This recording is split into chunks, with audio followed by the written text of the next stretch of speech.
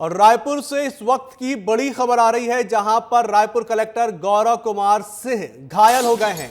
बचाव और राहत कार्य काम के दौरान घायल हुए हैं। इस वक्त की ये बड़ी खबर है रायपुर से, जहां बिजली विभाग के दफ्तर में आग लगी थी। इस दौरान कलेक्टर पहुंचे थे। आग पर काबू पाना था और आप सबके सहयोग से पूरी प्रशासनिक व्यवस्था, जनप्रतिनिधि, हमारे airport authority, Bhilai steel plant और सारे प्राइवेट संस्थाओं ने मिलकर जो इस घटना पर लगभग हम लोगों ने काबू पा लिया है। लेकिन चूंकि ये ऑयल की आग है, इसलिए बीच बीच में भड़क रही है। हमारा प्रशासन पूरी तरीके से मुस्तैद है कि कहीं पर से भी अगर थोड़ी भी बहुत संभावना रहे तो हम उस पर काबू पा लें। लेकिन सर चूक कहाँ हुई, क्योंकि आपको बहुत सुनने में ये भी आया कि जो यहाँ पर पानी डालने के लिए जो गाड़ी आई उसमें पानी ही खत्म हो गया। तो क्या इस तरह से आपको लगता नहीं कि बड़ी खामी है राजधानी रायपुर में, ऐसा नहीं होना चाहिए? देखिए, कोई भी व्यवस्था है उसकी एक क्षमता है, तुरंत सारी गाड़ियों को मूव कराया जाता है। एक गाड़ी खाली हुई, दूसरी गाड़ी आ गई।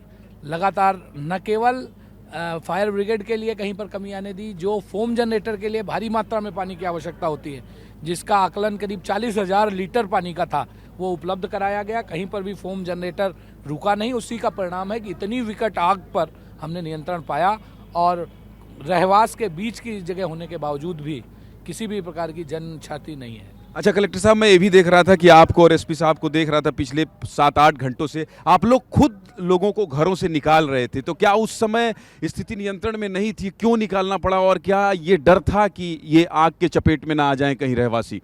निसंदेह रूप से जिस प्रकार की ये जहाँ पर भी आयल से जुड़ी हुई आग होती है उसमें आप, और यहाँ तो पूरे क्षेत्र में फैले हुए ट्रांसफार्मर्स थे, लगातार विस्फोट हो रहे थे।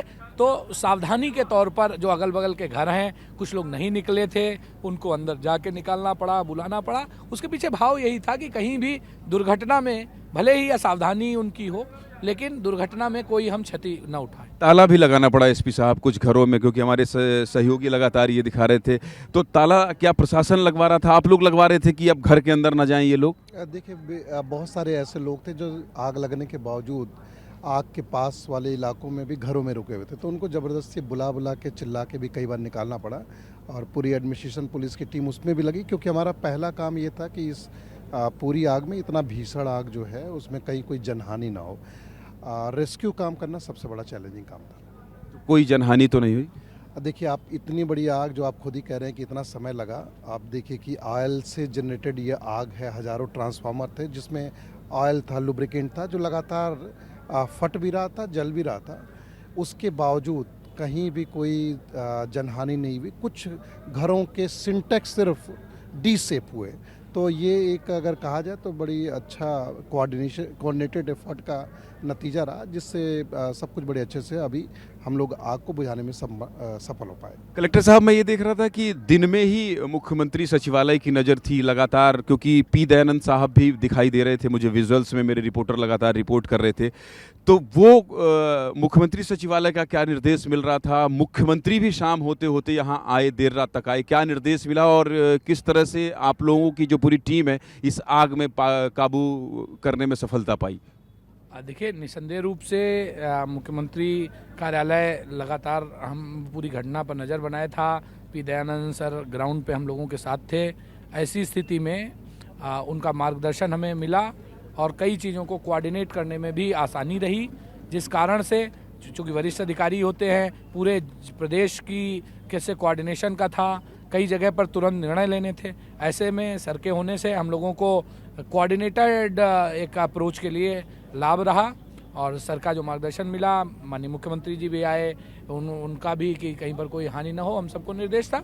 हम लोगों ने उसी हिसाब से किया और हम लोगों ने अपना आकलन भी करा लिया है कि कुछ परिवारों का सिंटैक्स जो चीज़ें वो कितने का नुकसान हुआ है सर लगभग?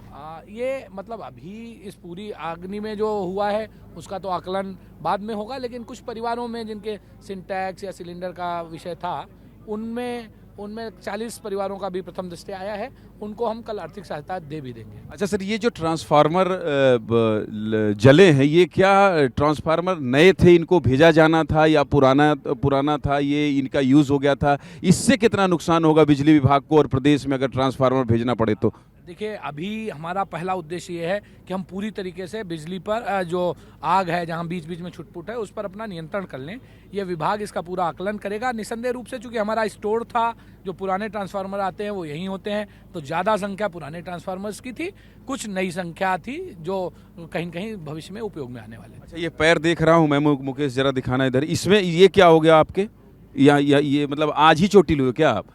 अरे ये जब हम लोग किसी भी व्यवस्था में आते हैं तो कई बार हो जाता है। अंदर हम लोग थे जिस समय बहुत क्रूशियल स्टेज था, तो उस धुएं के कारण दिखाई देना भी बड़ा मुश्किल पड़ रहा था। उसमें एक खड़ा तार था जो पैर में चला गया। ऐसा कोई चिंता का विषय नहीं है ये सब। चलिए, तो खैर जो सवाल है वो सवाल तो उठते रहेंगे, लेकिन प्रशासन की मुस्तैदी, मुख्यमंत्री विष्णुदेव साय का यहाँ खुद आना, मुख्यमंत्री सचिवालय की लगातार नज़र और जिले के आला अधिकारियों का यहाँ कैंप करना, इसी की बदौलत आग पर काबू पा लिया गया है। एक सवाल मेरे मन में और है कि क्या मैं अपने दर्शकों को ये आश्वस्त कर दूं कि आग पूरी तरीके से बुझ गई है या फिर बुझ जाएगी?